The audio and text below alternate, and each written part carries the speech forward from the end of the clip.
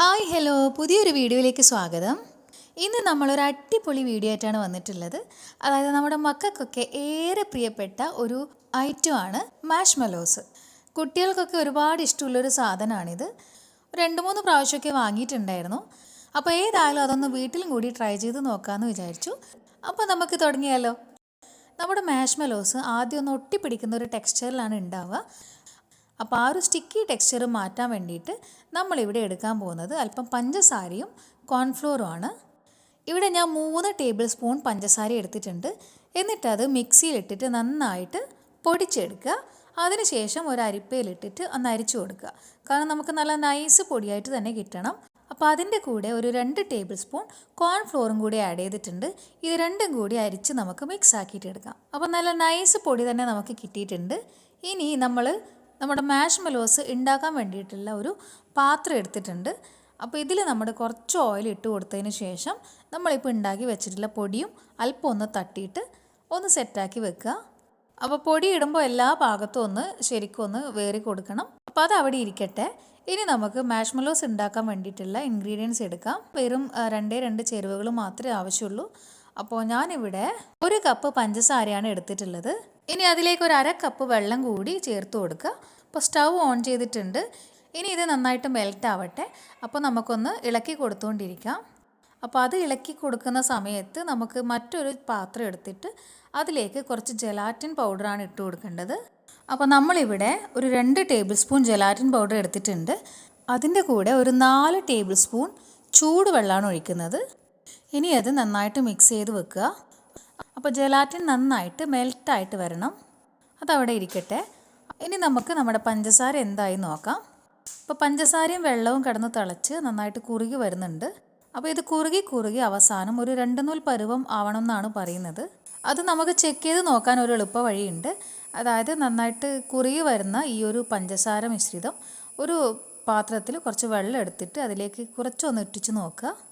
അപ്പോൾ നമുക്കൊരു ബോൾ പോലെ ഒരു കുമിള പോലെ നമുക്ക് കിട്ടുന്നുണ്ടെങ്കിൽ നമുക്ക് ആവശ്യമുള്ള പരുവത്തിലായി എന്ന് നമുക്ക് മനസ്സിലാക്കാം. അപ്പോൾ നമ്മൾ ഈ ഒരു സ്റ്റേജിലെത്തുമ്പോൾ തീയൊക്കെ ഒന്ന് ജസ്റ്റ് കുറച്ച് വെക്കുക, ഫ്ലെയിം കുറച്ച് വെക്കുക, അല്ലെങ്കിൽ പെട്ടെന്ന് കരിഞ്ഞു പോകാനുള്ള സാധ്യതയുണ്ട്. അപ്പോൾ ഒന്ന് വീണ്ടും ഇതൊന്ന് ഉറ്റിച്ച് നോക്കുന്നുണ്ട്. അപ്പോൾ അത് നമുക്ക് നല്ലൊരു ബോൾ പോലെ കുഞ്ഞു ബോൾ പോലെ ഉരുട്ടിയെടുക്കാൻ പറ്റുന്നുണ്ട്. അപ്പോൾ അത് നമ്മുടെ കറക്റ്റ് ടെക്സ്ചറിൽ എത്തിയിട്ടുണ്ട്. ഇനി നമ്മുടെ ജെലാറ്റിൻ ഇതിലേക്ക് ചേർത്ത് കൊടുക്കണം.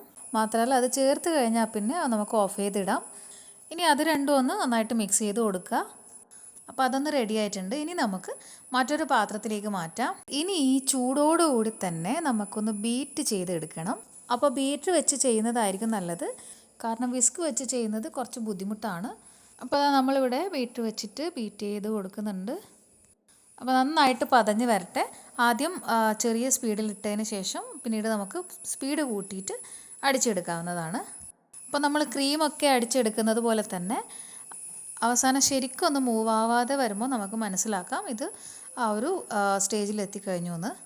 അപ്പോൾ ഇത് നന്നായിട്ട് പതഞ്ഞ് വന്നിട്ടുണ്ട്.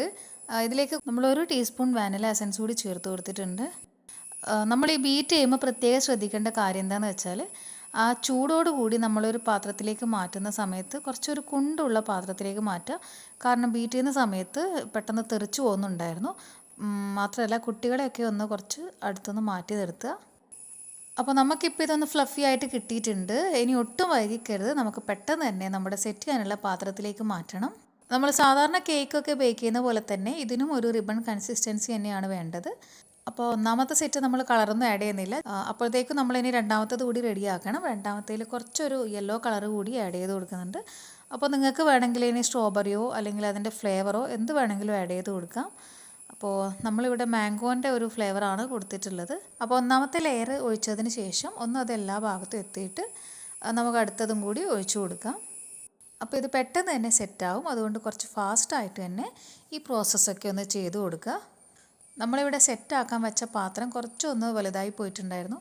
അപ്പോൾ അതുകൊണ്ട് ആ ഒരു പ്രതീക്ഷിച്ച ഒരു തിക്നെസ് നമുക്ക് കിട്ടിയിട്ടുണ്ടായിരുന്നില്ല. പക്ഷേ നല്ല സോഫ്റ്റൊക്കെ ആയിരുന്നു. ബാക്കിയൊന്നും ഒരു മാറ്റം ഉണ്ടായിരുന്നില്ല. അപ്പോൾ ഇത് ഇനി നമുക്കൊന്ന് സെറ്റാകാൻ വെക്കണം. ഒരു 5-6 മണിക്കൂർ പുറത്ത് വെച്ചാൽ മതി.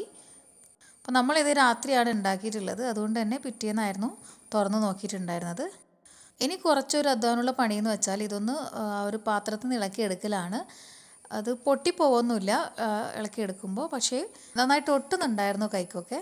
അപ്പോൾ നമ്മളത് ഇളക്കുന്ന സമയത്ത് തന്നെ നമ്മൾ നേരത്തെ തയ്യാറാക്കി വെച്ചിട്ടുണ്ടായിരുന്നല്ലോ ഒരു പൊടി ഉണ്ടല്ലോ, ഒരു പഞ്ചസാരയും കോൺഫ്ലോറും കൂട്ടിയിട്ടുള്ള ആ ഒരു പൊടി അതിൽ ഇട്ട് കൊടുത്തുകൊണ്ടിരിക്കുക. നമ്മൾ പിടിക്കുന്ന ഓരോ ഭാഗത്തും ആ ഒരു പൊടി ഇട്ടിട്ട് കൊണ്ടായിരിക്കണം നമ്മളത് ഇളക്കിയെടുക്കേണ്ടത്. ഒരു പ്രാവശ്യം ഈ ഒരു പൊടി നമുക്ക് അവിടെയൊക്കെ സ്പ്രെഡ് ചെയ്യണമെന്നേ ഉള്ളൂ, പിന്നെ അത് ഒട്ടുമൊന്നുമില്ല. നമ്മൾ പതുക്കെ ഇതൊക്കെ ഒന്ന് ഇളക്കി എടുത്തിട്ടുണ്ട്. നമുക്ക് കയ്യിൽ ഫുള്ളായിട്ട് ആ ഒരു നമ്മുടെ മാഷ്മെലോസ് കിട്ടിയിട്ടുണ്ട്. ഇനി അടുത്തൊരു പണിയെന്ന് വെച്ചാൽ ഇത് കട്ട് ചെയ്തെടുക്കലാണ്. നമ്മളെ ഇഷ്ടത്തിനനുസരിച്ച് കട്ട് ചെയ്തെടുക്കാം. അപ്പോൾ കട്ട് ചെയ്യുന്ന സമയത്തും ശ്രദ്ധിക്കുക, അതിൻ്റെ കട്ട് ചെയ്ത ആ ഒരു ഭാഗത്തൊക്കെ ഈ ഒരു പൊടി ഒന്ന് ചേർക്കാൻ ശ്രമിക്കുക. എല്ലാ ഭാഗത്തും ഒന്ന് സ്പ്രെഡ് ചെയ്തതിന് ശേഷം നമുക്ക് തട്ടിയെടുക്കാം. പിന്നെ അത് കയ്യിൽ ഒട്ടുകയോ ഒന്നും ചെയ്യത്തില്ല. അങ്ങനെ ഫൈനലി നമ്മുടെ മാഷ്മെലോസൊക്കെ ഇതാ നമ്മൾ കട്ട് ചെയ്തെടുത്തിട്ടുണ്ട്. നല്ല സോഫ്റ്റ് ആയിട്ടുണ്ട്, അതുപോലെ തന്നെ നല്ല ടേസ്റ്റും ഉണ്ട്. കുട്ടികൾക്കൊക്കെ വളരെ ഇഷ്ടമാണ്. അതുകൊണ്ട് തന്നെ നമുക്കിനി കടയിൽ നിന്ന് വാങ്ങേണ്ട ആവശ്യമൊന്നുമില്ല, ഇതുപോലെ വീട്ടിൽ തന്നെ തയ്യാറാക്കി കൊടുക്കാവുന്നതാണ്. അപ്പോൾ കട്ട് ചെയ്തെടുത്ത മാഷ്മെലോസ് നമുക്കിനി ഒരു കണ്ടെയ്നറിൽ സൂക്ഷിച്ച് വെക്കാം. അപ്പോൾ വളരെ സിമ്പിളായിട്ട് നമുക്ക് ഈ മാഷ്മെലോസ് ഉണ്ടാക്കിയെടുക്കാവുന്നതാണ്. ഇന്നത്തെ വീഡിയോ എല്ലാവർക്കും ഇഷ്ടമായെന്ന് കരുതുന്നു. ഇനി അടുത്തൊരു വീഡിയോ ആയിട്ട് കാണാം. അതുവരെ ബൈ.